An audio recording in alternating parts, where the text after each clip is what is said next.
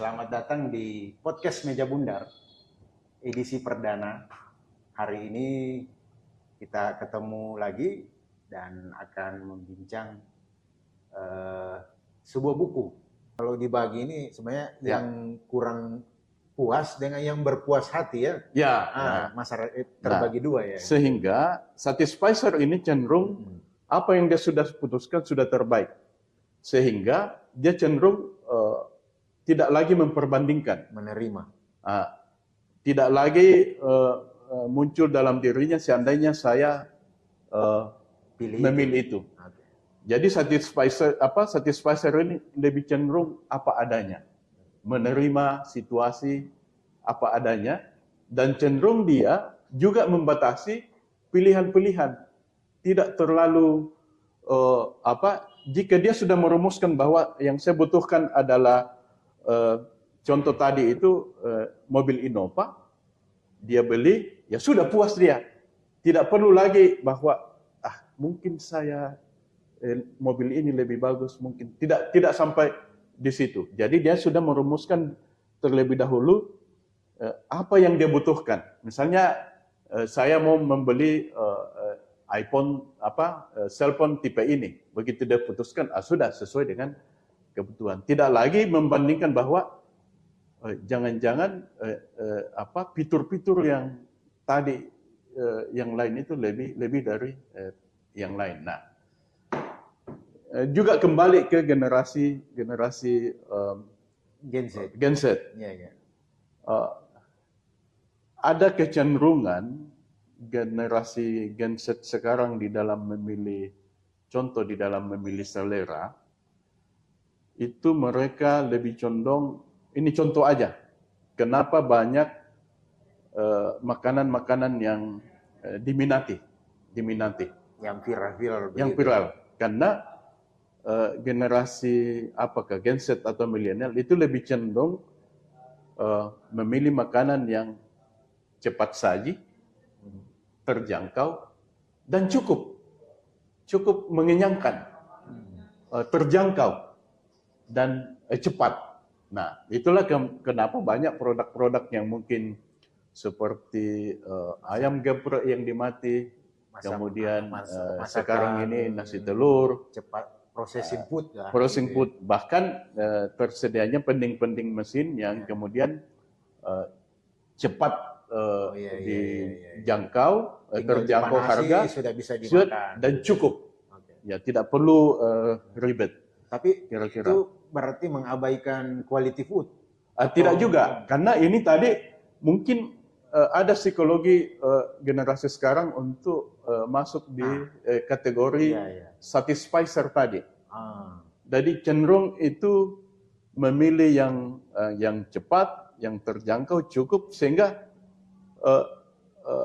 tidak banyak penyesalan di dalam ini, karena mau mudah, ada juga istilah cukup baik, good enough. Jadi ketika kita sudah ini banyak oleh Satisficer itu mengambil prinsip good enough. Jadi bukan yang penting sudah cukup baiklah, tidak usah terlalu jelimet, ini. Pilihan saya ini sudah cukup baik, ya berarti sudah oke. Nah, itu salah satu karakter yang diidap oleh Satisficer. Jadi bisa dikatakan bahwa generasi ke depan ini memang salah satu yang mungkin akan banyak dipilih menjadi Satisficer. Ya, lebih cenderung lebih bertindak lebih maximizer, ya. Ya, cenderung bertindak lebih efektif, dan dalam banyak hal dia itu lebih ada efisiensi. Saya pikir itu tetapi ada beberapa saran mungkin yang sebagai penutup mungkin obrolan kita hari ini. Nah, di dalam buku ini itu dalam menghadapi paradox choice ini yang tadinya mestinya banyak pilihan yang berlimpah itu memuaskan, tetapi kemudian justru bisa menimbulkan efek negatif. Itu pertama, dia sarankan bahwa kita mesti tahu betul kapan waktu tepat untuk memilih sesuatu. Waktunya. Kata kuncinya waktu.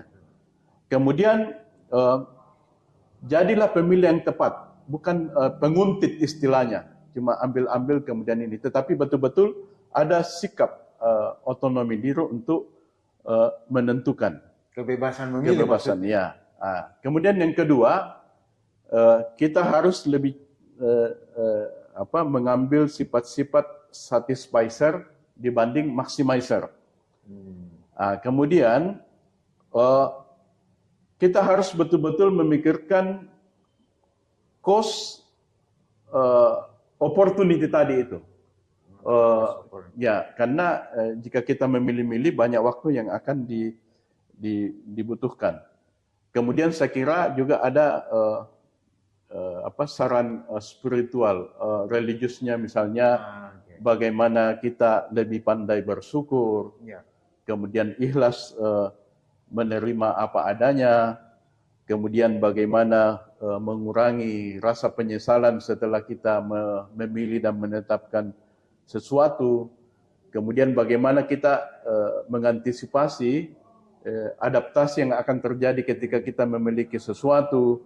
Kemudian ini yang penting juga, bagaimana mengendalikan ekspektasi. Karena biasanya semakin banyak pilihan, kita lebih cenderung meningkatkan ekspektasi dari setiap pilihan. Nah, inilah yang bisa kita kendalikan. Kemudian mengurangi perbandingan tadi itu, perbandingan pilihan kita. Kemudian saran yang mungkin ini juga sangat penting sebagai penutup dari buku ini itu, bagaimana belajar mencintai kebebasan. Saya kira ini beberapa poin penting yang bisa secara sekilas kita bincangkan hari ini, dan nanti untuk mendalami saya kira kita ada satu seri tambahan. Seri pertama ini mungkin akan menarik juga, karena ya betul kita banyak melihat ya sebagai kata kunci ini, buku ini bisa jadi referensi. Referensi kita untuk melihat fenomena-fenomena yang ada di sekitar kita, dan juga mungkin bisa membuat kita bisa lebih bersyukur. Baik, hari ini kita tutup dengan ucapan Alhamdulillah dan sampai jumpa. Sampai jumpa untuk seri berikutnya.